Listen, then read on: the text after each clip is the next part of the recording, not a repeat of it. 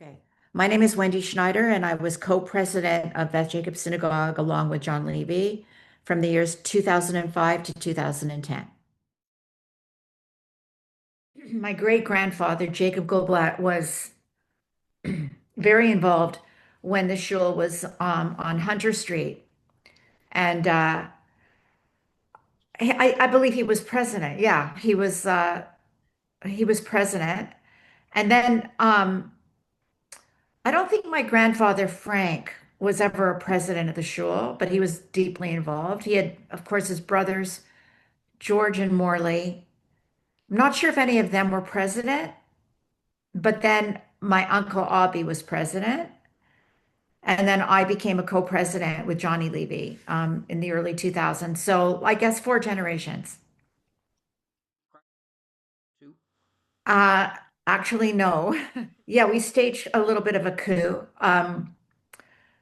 The shul was going through a rocky period at the time. The shul was kind of at the tail end of Rabbi Biller, and I think it was a low point, and I had kind of stepped back from my involvement. I had stepped back for quite a while, and then I think it was, I think this all happened in 2005.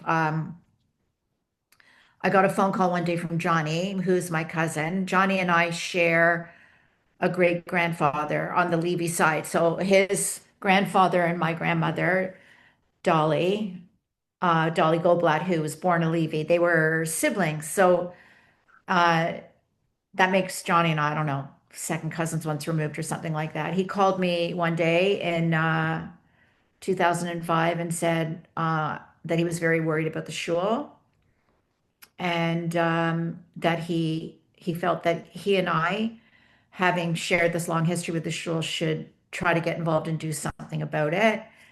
And I remember that my initial reaction was, Johnny, I checked out and I'm not interested. And and then he called me forth. He said, Wendy, we can't let this happen. We have too much history of it. It's too important. We have to get involved. And at that point, I said, yes, you don't say no to Johnny Levy when you get an invitation like that. So we kind of uh, contacted the board and said we want to become co-presidents, and we did, and our term lasted for about 5 years. Established that. That whole thing happened, like that was revolutionary. I mean, the so basically we were in between rabbis because Biller was leaving, and the first thing that Johnny and I did was to conduct a search for a new rabbi, and we went through the whole process with USCJ, the conservative movement, because we had no um, knowledge, no familiarity with this process, and we the way it works with USCJ is you fill out an application and then they arrange for you to fly down to New York and interview rabbis who are actually interested in the position. And at that time, very few rabbis were interested in the position, including the rabbi we eventually hired, which was Rabbi Dan Selsberg. But we did go down and we interviewed, I think, three individuals, and we really liked one. And we flew him up and he auditioned. And it was a second profession for him. He had been, I think, a university professor. And we really, really liked him and we offered him the position. And then at the same time, he got a job offer in Asheville, North Carolina. And he sent us a heartfelt message, but also I think there was a phone call, a very teary-eyed phone call, where he said, I'm so sorry, you guys, I love you. I thought you were amazing. I would have loved to have come, but this job offer in Nashville, I feel like I have to take it. It's better for me. So then he said, but I have a friend. I have a friend who I think would be perfect for you guys. And he initially wasn't interested in applying for your position. He didn't think he wanted to come to Canada, but I've put in a call to him and I told him about your community and how great you are and how I think it would be a perfect match. And that friend was Rabbi Dan Salzberg. So Johnny and I and Mark Scholes was very involved. We were kind of a triumvirate. We interviewed Rabbi Dan on the phone. I don't think there was Zoom in those days. Um, and based on that phone call, we flew him up for an audition, and he came up with Karen, his wife. I don't recall if they brought their two little boys in those days, that they had 2-year-old twins, Asher and Sammy.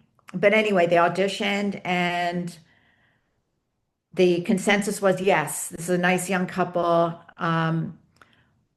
And the board voted, the community, I can't remember if it was a board vote or community vote, but we decided to hire him. And then um, about a year later, so Rabbi Dan came, and about a year later, I believe, we recognized that we needed to do a renovation. I think what was happening was we just were not getting the attendance to fill up that massive sanctuary, and the chapel was too small. And we recognized that we needed a new space. And so we brought in an architecture, and they came up with this concept of a shul within the shul to transform that upper, I forget what was there before. Roof. Yeah. So, and they came up with this concept of a shul within a shul. We went on a major, major fundraising campaign. The architects, I forget who we used, they came up with this incredible design using Jerusalem stone. I mean, it was just such an ambitious, um, magnificent vision. And we went all out on a fundraising campaign, and we raised $3 million dollars, and we created the shul within the shul. And um, that was a transformative moment. I think it took about a year. Then we had this grand opening, and Rabbi Dan always said that of all the places he ever worshiped, whether it was, in Canada, US, or in Israel, that particular space, the shul within the shul with the Jerusalem stone, was the most beautiful space he ever davened in.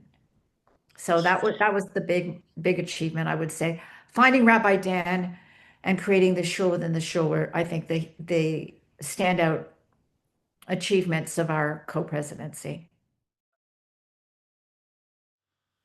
It was a very exciting time. I would say, Rabbi Dan ended up staying, I think. Our co-presidency lasted 5 years, and then Cindy Richter took over. So I think Rabbi Dan in the end was here for maybe 9 years. It was a golden age, I would say, for Beth Jacob. It was a real turnaround moment. Um, I should also say that what made that period so exceptional was we had strong lay leadership, strong rabbinical leadership, and we had an incredible office staff headed by Hannah Shire, the late Hannah Shire, who was the executive director. And we'd never had anyone like Hannah before. She was not only a terrific office administrator and organizer, she loved the shul with all her heart. She came to services every single Shabbat. Like that was unusual. And then we also had office staff that Hannah hired. Like we had a young woman who was doing all of our marketing at the time. Her name is Wen. I forget what country she was from, some Asian country, and she was an outstanding graphic designer. And anytime we had an event, Gwen would make these magnificent posters, and she also designed we had a, a bulletin that went out every month that I actually edited, but Gwen designed. And and then what else? Stand out. The museum, like we had, so in the middle of all of this, I find out, I forget, it was a phone call or an email that some gentleman living in Hamilton had recovered this stained glass window that used to be in the original Hunter Street shul, this magnificent circular stained glass window that he had found with my great grandfather had arranged to be made in memory of his wife Menucha, for whom I'm named, and that Rabbi Baskin somehow had purchased the stained glass window from this gentleman. I just found out about it and I went to Rabbi Baskin and basically bought it back for the shul.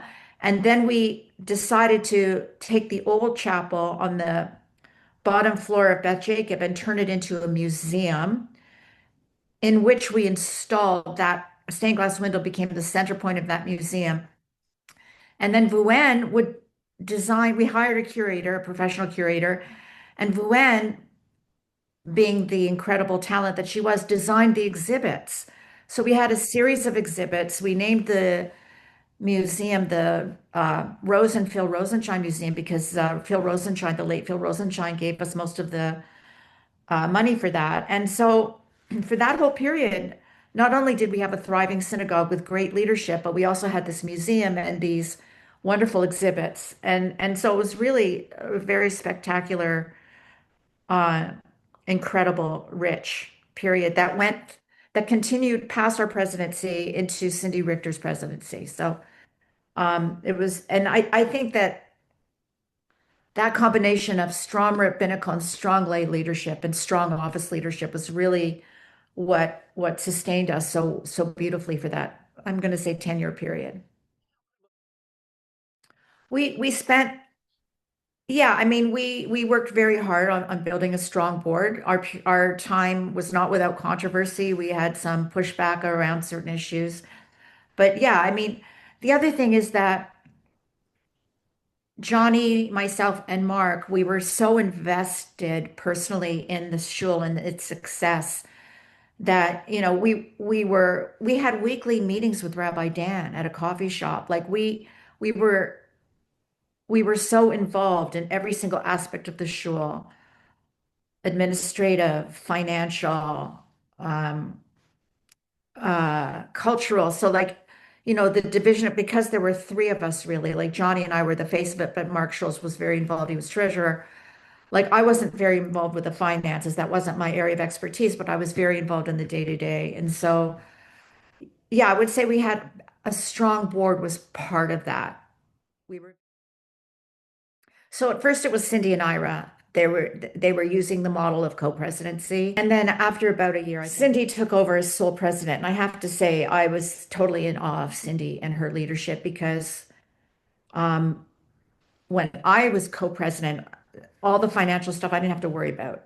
I didn't have to deal with it. But she dealt with every single aspect of the presidency. And she was also so invested um, in every single aspect of the show, and I thought she did a fantastic job. And that was a succession I think that really worked beautifully.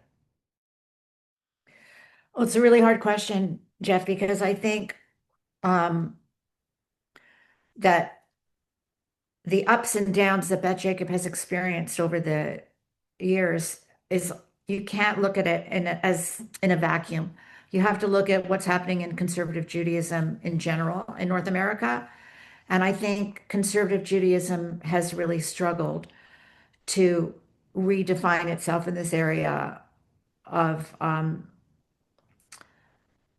less affiliation. People don't tend to affiliate the way they did. Even when I was raising my children, I noticed that people were not really affiliating with synagogues the way they had in my parents' generation. And now exponentially, that's even more so the case. And then there's the whole issue of what kind of a conservative shul do we want to be? So for instance, I think the conservative shuls that are thriving are those that have introduced, let's say, music into the service, to create more of an exciting service. One of the things that used to frustrate me, I mean, during my whole presidency, I was going to shul on Shabbat every week, not because I loved it, but because I felt an obligation to the rabbi to support him. And I have to say that I found it challenging to sit in shul because I found the services kind of boring. And I think that's become a real challenge in the conservative movement to the shuls that have just resisted bringing in sort of more of that, I'm going to say, spiritually uplifting component to services. So that's not about what kind of a president you bring in. I feel like that what has to happen in Beth Jacob before it can really enter a new phase is there's got to be a lot of soul searching. And I think our future has got to be with the young people.